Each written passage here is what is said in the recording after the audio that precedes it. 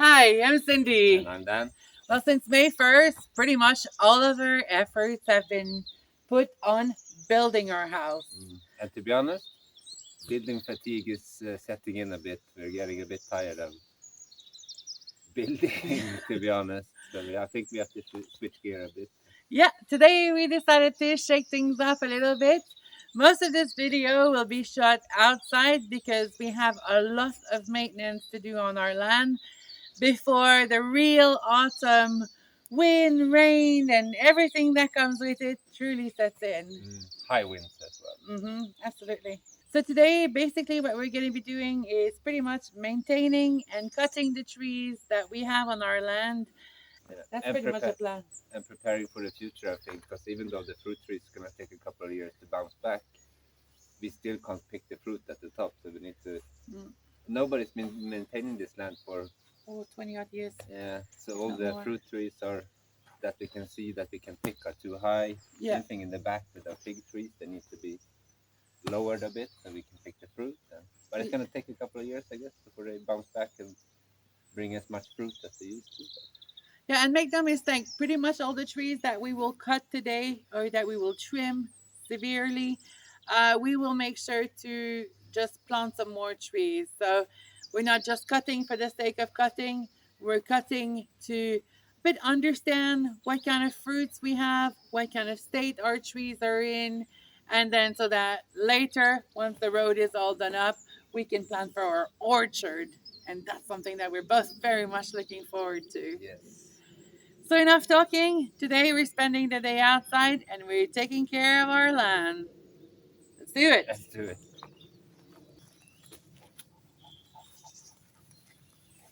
We are now at the back of our house, and right behind me you can see a cluster of fig trees. Now, what's really cool about that is that I know that there's a lot of new young growth right there. But if you can see, I've got this massive stick right there and this other massive branch right here. There's no way I can harvest these fruits. Now, of course, some of you would say, Cindy, just get a ladder. Well, what you guys don't know is that right on the edge of our land, so pretty much where the trees are, there's a wall going down. So a wall going down. And pretty much these trees are sitting on the edge of around a 6-meter drop. So ladder, no, not gonna happen. Yeah, so pretty much what we will be doing is just cutting down some of those beautiful white fig trees so that the new growth has a chance to take over. And these branches that frankly I don't think they'll survive the next autumn or winter with the high wind and everything. We can see these trees have already been damaged. So yeah, so what we'll do, we'll cut them and just leave more room for the new growth. Now these are white figs. I can't say that I'm particularly fond of white figs, and nor is Dan. However, when we will have pigs, this tree is going to become a massive resource for us. We will also be planting some red figs somewhere in the orchard. But for now, we have white figs to take care of, we have white figs to harvest, and we have white fig trees to take care of. So, let's get on to it.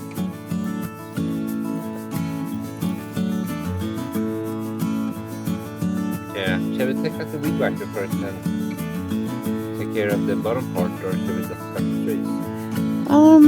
Whatever you feel most comfortable with. It would be nice to see where the edge Really is, Yeah, because we always guessing. Yeah. So we get out the weed whacker. Let's do that.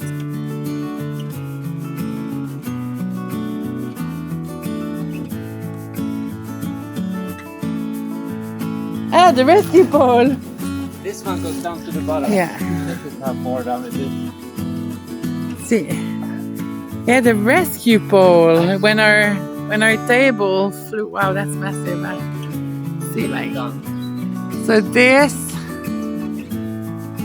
And then you're 1.85 meters. So it kind of gives you an idea of the height. And that stick, we used it when our table flew onto our neighbor's land. And this is when we figured out that there is indeed a very, very, very big drop from the edge of our land down to our neighbor's property.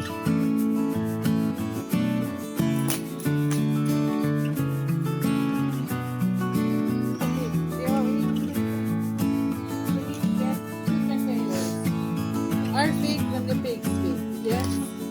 Big fish. We get book it. Walk it. Get some white plastic. Oh,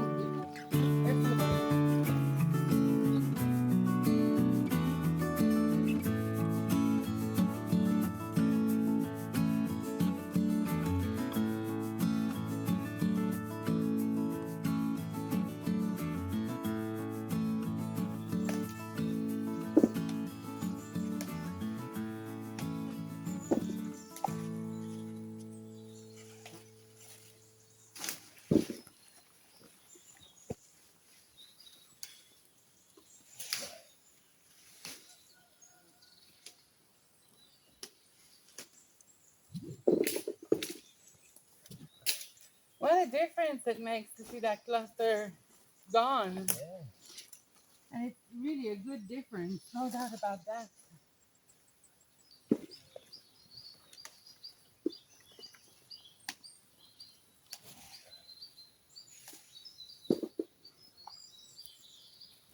Oh, these little flies. Ah, they're really annoying. Yeah, and they bite you everywhere. Yeah, they do.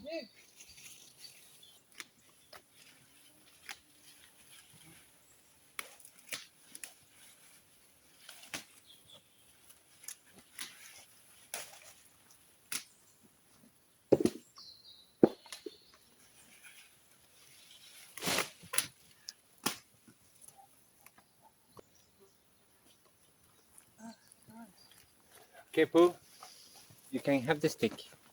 It's a good stick.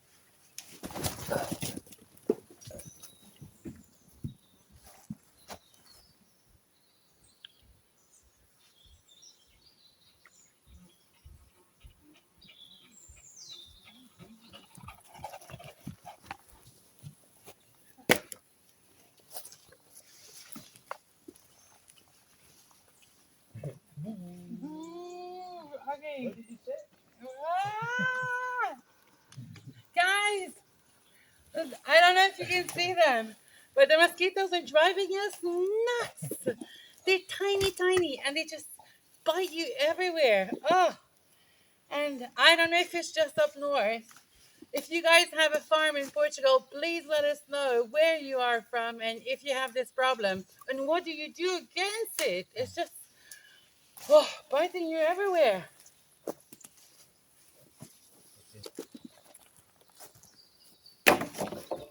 It's worse than Haparanda. Ah!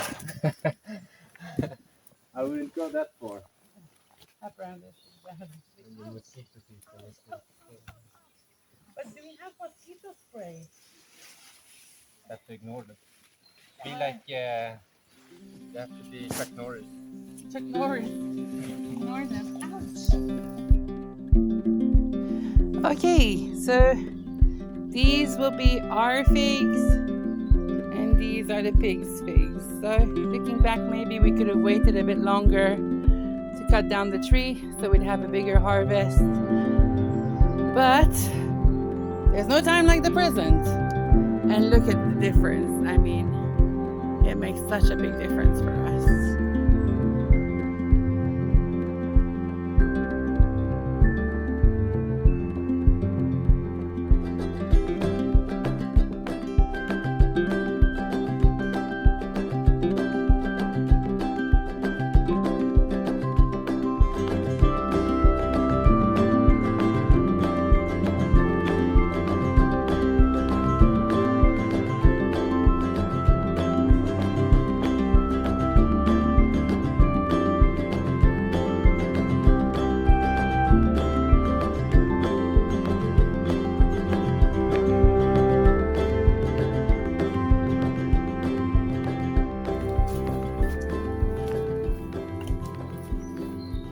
Okay, so we cleared up the figs And now we realize that we have this tree right here growing.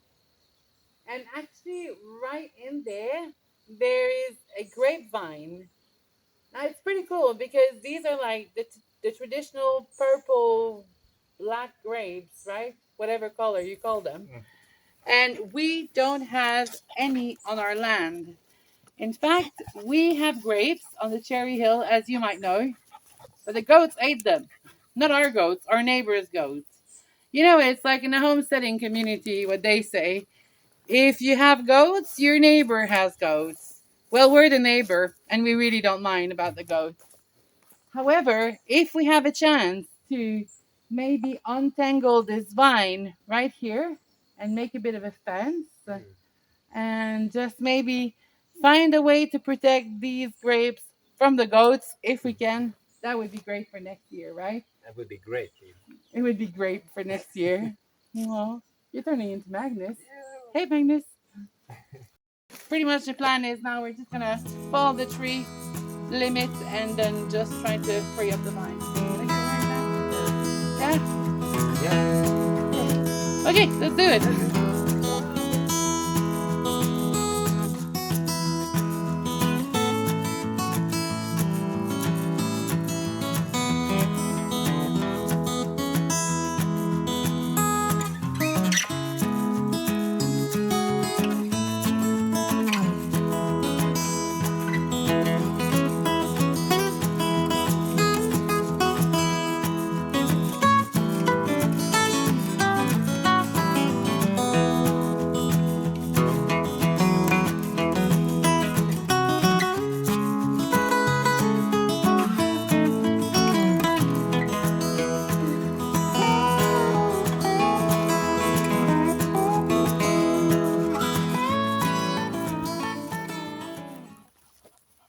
Bit me bloody again. Aww. Stupid flies. So then you got a rock? Yes. Don't cut rocks with the chainsaw. This means that the widowmaker that we were supposed to cut in a sweet chestnut tree, well, the chainsaw isn't. Sharp enough for that. Yeah, exactly. But that little Frankenstein of a tree right there that is just right in the fence line. This one is our plum tree. It's also the corner of the fence. Yes. So It's a little bit heartbreaking to have to cut it. it's not going to be cut against the ground, but on top of the fence line. We kind of hope that there's new shoots that will come out from it.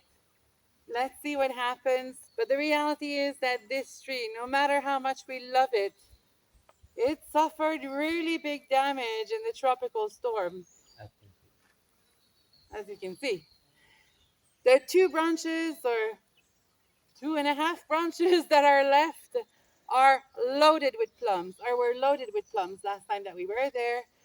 So we need to think about harvesting them if there's any left, if the birds have not eaten them already. No, it's possible. Yeah, but let's cut it down.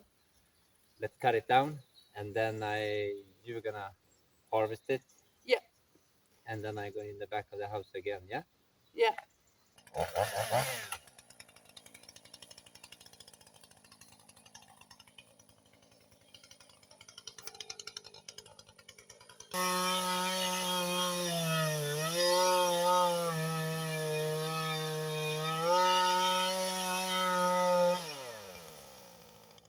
Timber. Timber.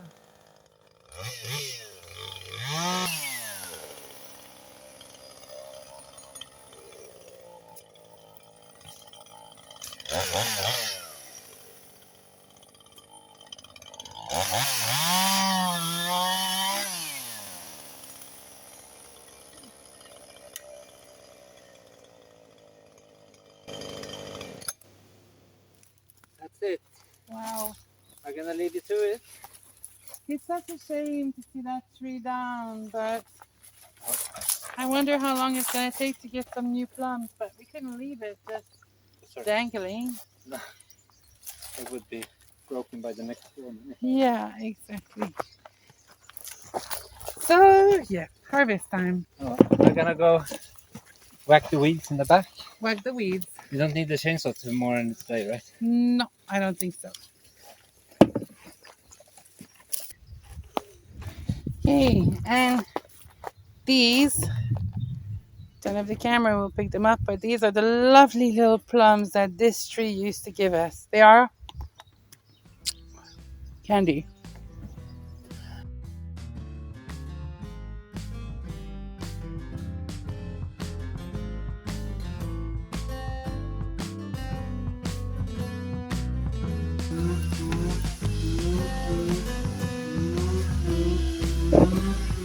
For me, it's totally heartbreaking to know that the plums that I'm harvesting there are the first, but the last one that will ever taste from this tree. Now, if you're a tree hugger like us, I mean, don't you worry. All the trees that we have taken down today will be replanted times 3, times 4. We're gonna have a massive orchard here.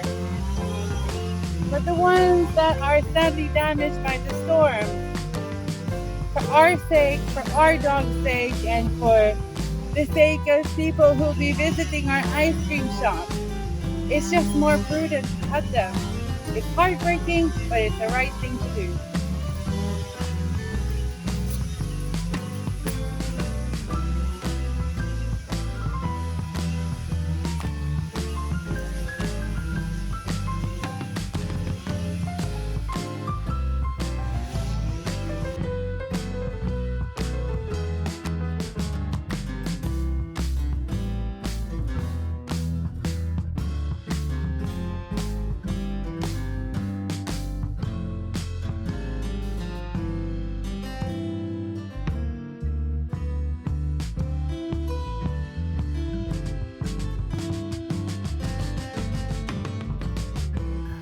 Well guys, we're gonna be ending this video right here.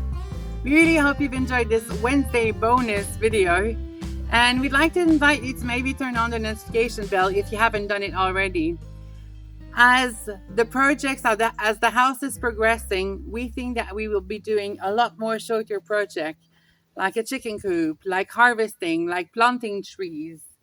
I mean, the road is going to be a pretty long project. Yeah.